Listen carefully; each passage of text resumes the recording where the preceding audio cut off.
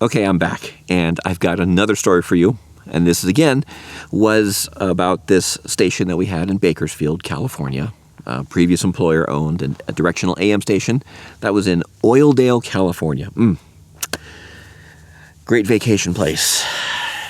Anyways, so this station was on 33 acres inside of a larger 1,000 acres that a family had owned for generations up there.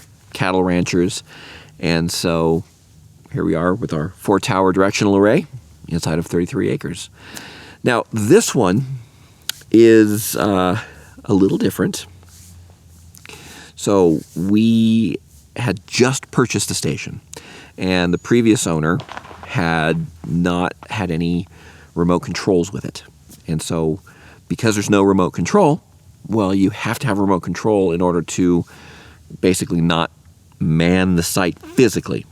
So what did we do? Until we got a remote control installed, we were there physically 24 hours a day. We pulled an RV out there and stayed there, and we kind of rotated shifts between a few of us. So that first night that we pulled in there, we got the station up and running. We pulled in some programming that was on a computer, was playing that out, got the station on. It was great.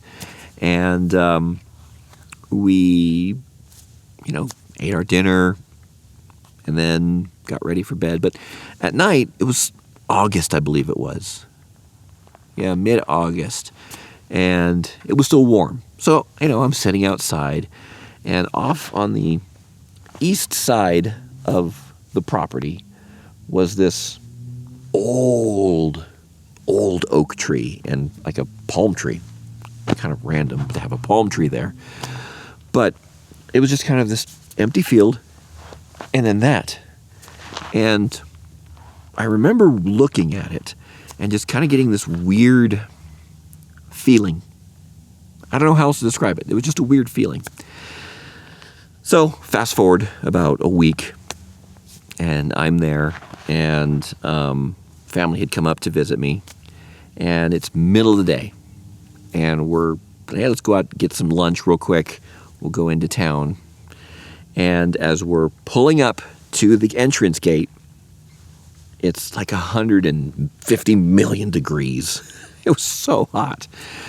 But for some reason, when I got out, I left the door open. Now, I got out, and I'm looking down, making sure I'm not going to step on any snakes, because I really don't want to get bitten by a rattlesnake.